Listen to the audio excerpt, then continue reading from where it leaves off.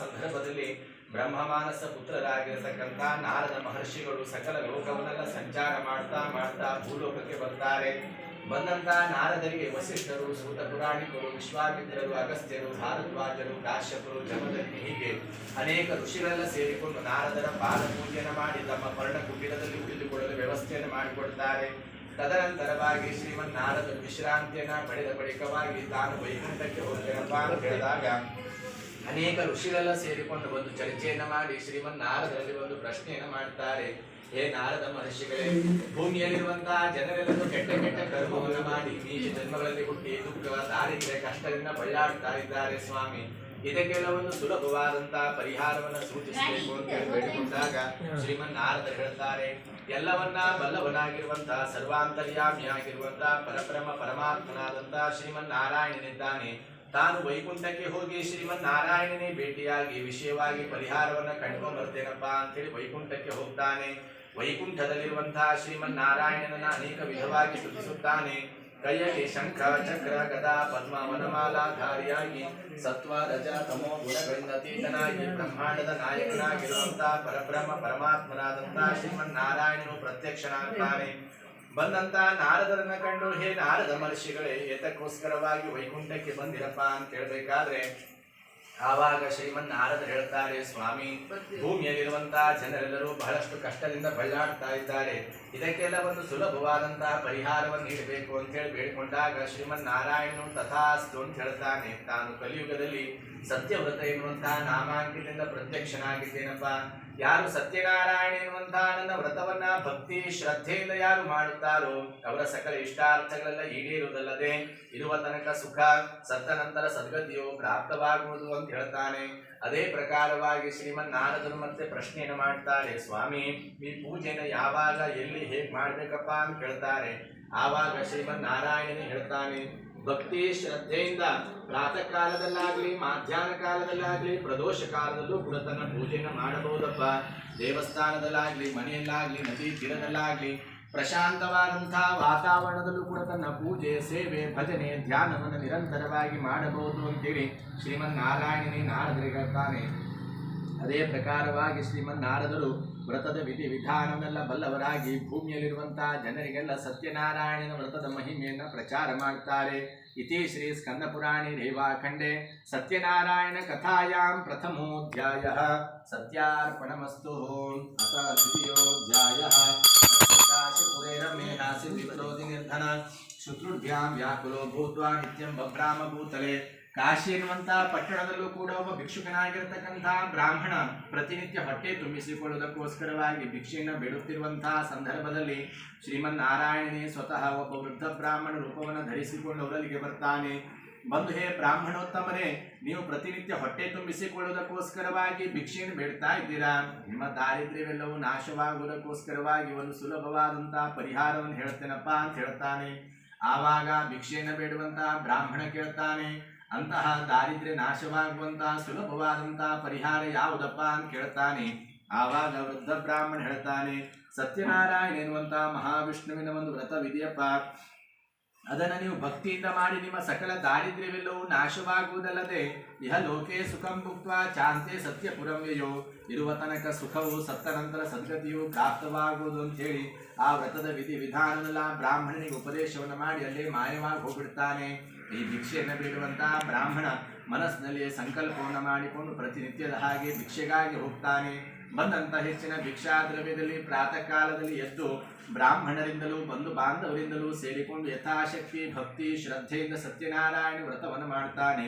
ಸತ್ಯನಾರಾಯಣನ ಒಂದು ಪೂರ್ಣಾನುಗ್ರಹದಿಂದ ಅವನ ಸಕಲ ದಾರಿದ್ರ್ಯವೆಲ್ಲವೂ ನಾಶವಾಗುವುದಲ್ಲದೆ ಇರುವ ತನಕ ಸುಖ, ಸತ್ತ ನಂತರ ಸದ್ಗತಿಯು ಪ್ರಾಪ್ತವಾಗುವುದು. ಇತಿ ಶ್ರೀ ಸ್ಕಂದ ಪುರಾಣಿ ರೇವಾಖಂಡೆ ಸತ್ಯನಾರಾಯಣ ಕಥಾಯಾಂ ಪ್ರಥಮೋ ದ್ವಿತೀಯೋಧ್ಯಾಯಃ ಸತ್ಯಾರ್ಪಣಮಸ್ತು.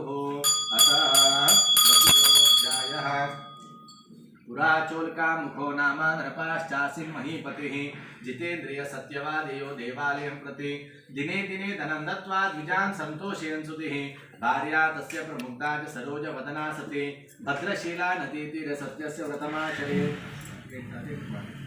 ಅದೇ ರೀತಿಯಲ್ಲಿ ಹಿಂದೆ ಉಲ್ಕಾಮುಖನೆನ್ನುವಂತ ಮಹಾ ದೊಡ್ಡ ರಾಜನಿದ್ದನು. ಅವನು ಪ್ರತಿನಿತ್ಯ ಏನ್ ಮಾಡ್ತಾನೆ ಅಂದ್ರೆ ಭದ್ರಶೀಲ ಎನ್ನುವಂತಹ ನದಿಯ ದಂಡೆಯಲ್ಲಿ ಕುಳಿತುಕೊಂಡು ತನ್ನ ಮಡದಿಯಾದಂತಹ ಪ್ರಮುಖಾಳ ಜೊತೆಗೂಡಿ ಭಕ್ತಿ ಶ್ರದ್ಧೆಯಿಂದ ಸತ್ಯನಾರಾಯಣ ವ್ರತವನ್ನು ಮಾಡ್ತಾ ಇದ್ದ. ಇದೇ ಸಂದರ್ಭದಲ್ಲಿ ಒಬ್ಬ ವ್ಯಾಪಾರ ಮಾಡುವಂತಹ ಸಾಧು ದೋಣಿಯಲ್ಲಿ ಎಲ್ಲ ವಸ್ತುವನ್ನೆಲ್ಲ ತುಂಬಿಕೊಂಡು ವಿಶ್ರಾಂತಿಯನ್ನ ಪಡೆಯುವ ಸಲುವಾಗಿ ನದಿಯ ದಂಡೆ ಹತ್ರ ಬರ್ತಾನೆ. ದೂರಿಂದ ಒಂದು ಪೂಜೆಯನ್ನು ನೋಡಿ ಸಮೀಪಕ್ಕೆ ಹೋಗಿ ಕಥೆಯನ್ನು ಕೇಳಿ ಪ್ರಸಾದವನ್ನು ಸ್ವೀಕಾರ ಮಾಡಿಕೊಂಡು ರಾಜರಲ್ಲಿ ಒಂದು ಪ್ರಶ್ನೆಯನ್ನು ಮಾಡ್ತಾನೆ. ಹೇ ರಾಜರ್ಷಿಗಳೇ, ನೀವು ಇಲ್ಲಿಯ ತನಕ ಯಾವ ಪೂಜೆಯನ್ನು ಮಾಡಿದ್ರಪ್ಪ ಅಂತ ಕೇಳ್ತಾನೆ. ಆವಾಗ ರಾಜ ಹೇಳ್ತಾನೆ, ಸತ್ಯನಾರಾಯಣ ಎನ್ನುವಂಥ ಮಹಾವಿಷ್ಣುವಿನ ವ್ರತವನ್ನು ಮಾಡ್ತಾ ಇದ್ದೇನಪ್ಪ ಅಂತ ಹೇಳ್ತಾನೆ. ಅದೇ ಪ್ರಕಾರವಾಗಿ ಆ ವ್ಯಾಪಾರಿ ಮತ್ತೆ ಪ್ರಶ್ನೆ ಮಾಡ್ತಾನೆ, ಸ್ವಾಮಿ ಈ ಪೂಜೆಯನ್ನು ಮಾಡುವುದರಿಂದ ಯಾವ ಪ್ರಯೋಜನವಿದೆಯಪ್ಪ ಅಂತ ಕೇಳ್ತಾನೆ. ಅದೇ ಪ್ರಕಾರವಾಗಿ ಸತ್ಯನಾರಾಯಣ ವ್ರತವನ್ನು ಮಾಡುವುದರಿಂದ ಸೌಭಾಗ್ಯ ಸಂತತಿಕರಂ ಸರ್ವತ್ರ ವಿಜಯಪ್ರದಂ ಯಸ್ಮಿನ್ ಕಸ್ಮಿನ್ ದಿನೇ ಮೃತ್ಯು ಭಕ್ತಿ ಶ್ರದ್ಧಾ ಸಮನ್ವಿತ. ಭಕ್ತಿ ಶ್ರದ್ಧೆಯಿಂದ ಸತ್ಯನಾರಾಯಣ ವ್ರತವನ್ನು ಮಾಡುವುದರಿಂದ ಹೆಣ್ಣು ಮಕ್ಕಳಿಗೆ ಸೌಭಾಗ್ಯ ಉಂಟಾಗ್ತದಪ್ಪ. ಯಾರಿಗೆ ಸಂತತಿ ಭಾಗ್ಯವಿರುವವರಿಗೆ ಸಂತತಿ ಆಗ್ತದೆ. ಅಷ್ಟೇ ಅಲ್ಲದೆ ಸರ್ವತ್ರ ವಿಜಯಪ್ರದಮ್ಮ, ಎಲ್ಲ ಕಾರ್ಯದಲ್ಲೂ ವಿಜಯವನ್ನು ಉಂಟು ಮಾಡಿಕೊಡುವಂಥ ಮಹಾವಿಷ್ಣುವಿನ ವ್ರತವಪ್ಪ ಅಂತ ಹೇಳ್ತಾನೆ. ಅದೇ ಪ್ರಕಾರವಾಗಿ ಆ ವ್ಯಾಪಾರಿ ವಿಚಾರ ಮಾಡ್ತಾನೆ, ತನಗಾದರೂ ಸಂತತಿ ಇಲ್ಲ, ಸತ್ಯನಾರಾಯಣನ ಒಂದು ಅನುಗ್ರಹದಿಂದ ಸಂತತಿಯಾಗತಕ್ಕದ್ದು ನಿಜವಾದರೆ ತಾನೂ ಕೂಡ ಸತ್ಯನಾರಾಯಣ ವ್ರತವನ್ನು ಮಾಡ್ತೇನಪ್ಪ ಅಂತ ಹೇಳಿ ಮನಸ್ಸಿನಲ್ಲಿ ಸಂಕಲ್ಪವನ್ನು ಮಾಡಿಕೊಂಡು ಮನೆಗೆ ಬರ್ತಾನೆ. ಮನೆಯಲ್ಲಿರ್ತಕ್ಕಂಥ ತನ್ನ ಮಡದಿಯಾದಂಥ ಲೀಲಾವತಿಯಲ್ಲಿ ವ್ರತದ ಮಹಿಮೆಯೆಲ್ಲ ಹೇಳ್ತಾನೆ. ಸತ್ಯನಾರಾಯಣನ ಒಂದು ಪೂರ್ಣಾನುಗ್ರಹದಿಂದ ಕೆಲವೇ ತಿಂಗಳಲ್ಲಿ ಮಡದಿಯಾದಂಥವಳು ಗರ್ಭವತಿ ಆಗ್ತಾಳೆ. 10ನೇ ತಿಂಗಳಲ್ಲಿ ಒಂದು ಕನ್ಯಾರತ್ನವೂ ಸಹ ಹುಟ್ಟಿತು. ಆ ಕನ್ನಿಕೆ ಕಲಾವತಿ ಎನ್ನುವಂಥ ನಾಮಕರಣವನ್ನು ಮಾಡ್ತಾರೆ. ನಾಮಕರಣದ ಸಂದರ್ಭದಲ್ಲಿ ಮಡದಿಯಾದಂಥವಳು ಹೇಳ್ತಾಳೆ, ಸ್ವಾಮಿ ಪೂರ್ವದಲ್ಲಿ ನಾವು ಹೇಳಿಕೆ ಮಾಡಿಕೊಂಡಂಥ ಸತ್ಯನಾರಾಯಣ ವ್ರತವನ್ನು ಮಾಡೋಣವೇ ಅಂತ ಕೇಳ್ತಾಳೆ. ಗಂಡ ಏನು ಮಾಡ್ತಾನೆ ಅಂದರೆ ವ್ಯಾಪಾರದ ಬುದ್ಧಿಯಿಂದ ಹೆಂಡತಿಯನ್ನು ಸಮಾಧಾನ ಮಾಡಿ ಮಗಳ ಮದುವೆ ಕಾಲದಲ್ಲಿ ಸತ್ಯನಾರಾಯಣ ಪೂಜೆಯನ್ನು ಮಾಡಿದರಾಯಿತು ಅಂತೇಳಿ ದೂರದೇಶಕ್ಕೆ ವ್ಯಾಪಾರಾರ್ಥವಾಗಿ ಹೋಗ್ಬಿಡ್ತಾನೆ. ಅನೇಕ ವರ್ಷಗಳು ಕಳೆದ ಬಳಿಕವಾಗಿ ಶುಕ್ಲ ಪಕ್ಷದ ಚಂದ್ರನಂತೆ ಬೆಳೆಯುತ್ತಿರತಕ್ಕಂಥ ತನ್ನ ಕನ್ನಿಕೆಯನ್ನು ಒಂದು ದಿವಸ ಪಟ್ಟಣದಲ್ಲಿ ನೋಡ್ತಾನೆ. ಮಗಳು ವಯಸ್ಸಿಗೆ ತಕ್ಕವಳಾಗಿ ದೊಡ್ಡವಳಾಗಿದ್ದಾಳೆ ಎನ್ನುವಂಥ ವಿಚಾರವನ್ನು ತಿಳಿದು ತಮ್ಮ ಕುಲಾಚಾರ ಪದ್ಧತಿಯಂತೆ ಒಳ್ಳೆಯ ಒಂದು ವ್ಯಾಪಾರಿ ಪುತ್ರನಿಗೆ ಮಗಳನ್ನು ಧಾರೆಯಲ್ಲಿ ಕೊಡ್ತಾರೆ. ಮಗಳ ಮದುವೆಯ ಗಡಿಬಿಡಿಯಲ್ಲೂ ಸಹ ಸತ್ಯನಾರಾಯಣ ವ್ರತವು ಮರೆತು ಹೋಗ್ಬಿಡುತ್ತದೆ. ಸತ್ಯನಾರಾಯಣನ ಶಾಪಕ್ಕೆ ಗುರಿಯಾಗ್ಬಿಡ್ತಾರೆ. ಮಾಮಳಿ ಇಬ್ಬರು ಸೇರಿಕೊಂಡು ವ್ಯಾಪಾರದ ಉದ್ದೇಶವನ್ನು ಇಟ್ಟುಕೊಂಡು ರತ್ನಸಾರ ಎನ್ನುವಂತಹ ಪಟ್ಟಣಕ್ಕೆ ಹೋಗ್ತಾರೆ. ಅಲ್ಲಿ ಚಂದ್ರಕೇತು ಎನ್ನುವಂತಹ ಮಹಾದೊಡ್ಡ ರಾಜನ ಆಸ್ಥಾನದ ಬಂದಿಖಾನೆಯಲ್ಲಿ ತುಡುಗರೆ ಎನ್ನುವಂಥ ಅಪವಾಸ ಮೇಲಿರುವಂತಹ ಪ್ರಸಂಗ ಬಂದ್ಬಿಡ್ತದೆ. ಇತ್ತ ಮನೆಯಲ್ಲಿ ದವಸ ಧಾನ್ಯಾದಿಗಳ ಖಾಲಿಯಾಗಿ ತಾಯಿ ಮಗಳು ಇಬ್ಬರು ಸೇರಿಕೊಂಡು ಭಿಕ್ಷೆಯನ್ನು ಬೇಡುವಂತಹ ಪರಿಸ್ಥಿತಿ. ಒಂದು ದಿವಸ ಮಗಳಾದಂಥವಳು ಭಿಕ್ಷೆಗಾಗಿ ಹೋದಂತಹ ಸಂದರ್ಭದಲ್ಲಿ ಒಂದು ಬ್ರಾಹ್ಮಣರ ಮನೆಯಲ್ಲಿ ಸತ್ಯನಾರಾಯಣ ಪೂಜೆ ನಡೀತಾ ಇತ್ತು. ಅಲ್ಲೇ ಕುಳಿತುಕೊಂಡು ಕಥೆಯನ್ನು ಕೇಳಿ ಪ್ರಸಾದವನ್ನು ಸ್ವೀಕಾರ ಮಾಡಿಕೊಂಡು ರಾತ್ರಿ ತಡವಾಗಿ ಬರ್ತಾಳೆ. ಮಗಳು ತಡವಾಗಿ ಬಂದಿರುವುದನ್ನು ಕಂಡು ತಾಯಿ ಕೇಳ್ತಾಳೆ, ಮಗಳೇ ಇಷ್ಟೋ ತನಕ ಎಲ್ಲಿ ಹೋಗಿದ್ಯಮ್ಮ ಅಂತ ಕೇಳಬೇಕಾದ್ರೆ ಆವಾಗ ಮಗಳು ಹೇಳ್ತಾಳೆ, ಅಮ್ಮ ಒಂದು ಬ್ರಾಹ್ಮಣರ ಮನೆಯಲ್ಲಿ ಸತ್ಯನಾರಾಯಣ ಪೂಜೆ ನಡೀತಾ ಇತ್ತು.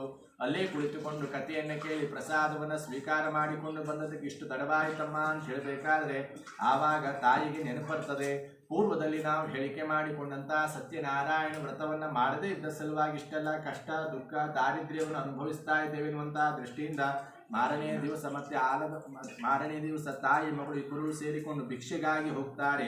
ಬಂದಂಥ ಹೆಚ್ಚಿನ ಭಿಕ್ಷಾ ದ್ರವ್ಯದಲ್ಲಿ ಪ್ರಾತಃ ಕಾಲದಲ್ಲಿ ಎದ್ದು ಬ್ರಾಹ್ಮಣರಿಂದಲೂ ಬಂಧು ಬಾಂಧವರಿಂದಲೂ ಸೇರಿಕೊಂಡು ಯಥಾಶಕ್ತಿ ಭಕ್ತಿ ಶ್ರದ್ಧೆಯಿಂದ ಸತ್ಯನಾರಾಯಣ ವ್ರತವನ್ನು ಮಾಡ್ತಾರೆ.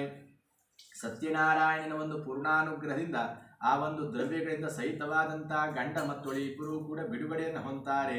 ಇತಿ ಶ್ರೀ ಸ್ಕಂದ ಪುರಾಣೇ ರೇವಾಖಂಡೇ ಸತ್ಯನಾರಾಯಣ ಕಥಾಯಾಂ ತೃತೀಯೋಧ್ಯಾಯ ಸತ್ಯಾರ್ಪಣಮಸ್ತು ಅಥ ಚತುರ್ಥೋಧ್ಯಾಯ. ಅದೇ ಪ್ರಕಾರವಾಗಿ ಆ ಮಾವ ಮತ್ತೊಳಿ ಇಬ್ಬರೂ ಕೂಡ ಏನು ಮಾಡ್ತಾರೆ ಅಂದರೆ ತಮ್ಮ ವಸ್ತುವನ್ನೆಲ್ಲ ಕಟ್ಟಿಕೊಂಡು ಊರಿಗೆ ಹೊರಡಬೇಕೆನ್ನುವಂತಹ ದೃಷ್ಟಿಯಿಂದ ದೋಣಿಯಲ್ಲಿ ಎಲ್ಲ ವಸ್ತುವನ್ನೆಲ್ಲ ತುಂಬಿಕೊಳ್ತಾ ಇರ್ತಾರೆ. ಇದೇ ಸಂದರ್ಭದಲ್ಲಿ ಶ್ರೀಮನ್ನಾರಾಯಣನು ಏನು ಮಾಡ್ತಾನೆ ಅಂದರೆ ಇವರನ್ನು ಮತ್ತೊಮ್ಮೆ ಪರೀಕ್ಷೆ ಮಾಡಿ ನೋಡಬೇಕು, ಇವರಿಗೆ ಇವಾಗಲಾದರೂ ತಿಳುವಳಿಕೆ ಬಂದಿರಬಹುದು ಇಲ್ವೋ ಎನ್ನುವಂತಹ ದೃಷ್ಟಿಯಿಂದ ಒಬ್ಬ ಸನ್ಯಾಸಿ ವೇಷವನ್ನು ಧರಿಸಿಕೊಂಡು ಅವರಲ್ಲಿಗೆ ಬರ್ತಾನೆ. ಬಂದು ಹೇ ವ್ಯಾಪಾರಸ್ಥರೇ, ನಿಮ್ಮ ದೋಣಿಯಲ್ಲಿ ಏನೇನಿದೆಯಪ್ಪ ಅಂತೇಳಿ ಬಹಳ ಸಹಜವಾಗಿ ಕೇಳ್ತಾನೆ. ವ್ಯಾಪಾರಸ್ಥರು ಬಹಳ ಸೊಕ್ಕಿನ ಮಾತನಾಡ್ತಾರೆ. ನಮ್ಮ ದೋಣಿಯಲ್ಲಿ ಲತಾ ಪತ್ರಾದಿ ಕಂಚೈವ ವರ್ತತೆ ತರಣೋ ಮಮ, ಒಣಗಿದ ಎಲೆಗಳು ಕಟ್ಟಿಗಳೆಲ್ಲ ಇದೆಯಪ್ಪ ಅಂತೇಳಿ ಬಹಳ ಸೊಕ್ಕಿನ ಮಾತನಾಡ್ತಾ ಸನ್ಯಾಸಿನ ಅಪಮಾನಗೊಳಿಸ್ಬಿಡ್ತಾರೆ. ಎಲ್ಲವನ್ನ ಬಲ್ಲವನಾಗಿರುವಂಥ ಸರ್ವಾಂತರ್ಯಾಮಿಯಾಗಿರುವಂಥ ಪರಬ್ರಹ್ಮ ಪರಮಾತ್ಮನಾದಂಥ ಜಗದೋದ್ಧಾರನಾದಂಥ ಸನ್ಯಾಸಿಯು ತಥಾಸ್ತು ಅಂತ ಹೇಳ್ತಾನೆ. ನೀವು ಹೇಳ್ದಂಗೆ ಆಗ್ಲಪ್ಪ ಅಂತೇಳಿ ಮಾಯವಾಗಿ ಹೋಗ್ಬಿಡ್ತಾನೆ. ಇವರು ಅದೇ ಪ್ರಕಾರವಾಗಿ ತಮ್ಮ ಊಟೋಪಚಾರವನ್ನೆಲ್ಲ ಪೂರೈಸಿಕೊಂಡು ವಿಶ್ರಾಂತಿಯನ್ನು ಪಡೆದು ಆ ಧೋನಿ ಹತ್ರ ಬಂದು ನೋಡ್ತಾರೆ. ಅಲ್ಲಿರುವಂತಹ ದ್ರವ್ಯವೆಲ್ಲವೂ ಮಾಯವಾಗಿ ಒಣಗಿದ ಎಲೆಗಳು ಕಟ್ಟಿಗಳನ್ನೆಲ್ಲ ಕಂಡು ಅಲ್ಲಿ ಎಚ್ಚರಿತ ಬಿದ್ದುಬಿಡ್ತಾರೆ. ಸ್ವಲ್ಪ ಸಮಯದ ನಂತರವಾಗಿ ಚೇತರಿಸಿಕೊಂಡು ಮಾವ ಮತ್ತು ಇಬ್ಬರು ಕೂಡ ವಿಚಾರವನ್ನು ಮಾಡ್ತಾರೆ. ಇದಕ್ಕೆಲ್ಲ ಸನ್ಯಾಸಿಯೇ ಕಾರಣ ಅಂತೇಳಿ ಸನ್ಯಾಸಿಯನ್ನು ಹುಡುಕುವ ಸಲುವಾಗಿ ಅನೇಕ ವರ್ಷಗಳ ಪರ್ಯಂತ ಬೆಟ್ಟ ಗುಡ್ಡ ಹೀಗೆ ನಾನಾ ಕಡೆಗಳೆಲ್ಲ ಹುಡುಕ್ತಾರೆ. ಎಷ್ಟು ಹುಡುಕಿದರೂ ಕೂಡ ಸನ್ಯಾಸಿಯು ಕಾಣುವುದಿಲ್ಲ. ಎಷ್ಟೋ ವರ್ಷಗಳ ಬಳಿಕವಾಗಿ ಮತ್ತೆ ನಾರಾಯಣನ ಸ್ಮರಣೆಯನ್ನು ಮಾಡ್ತಾ ಹುಡುಕಿದ ಫಲವಾಗಿ ಭಗವಾನ್ ಶ್ರೀಮನ್ ನಾರಾಯಣನೇ ಸ್ವತಃ ಸನ್ಯಾಸ ರೂಪವನ್ನು ಧರಿಸಿಕೊಂಡು ಧರೆಗಿಳಿದು ಬರ್ತಾನೆ.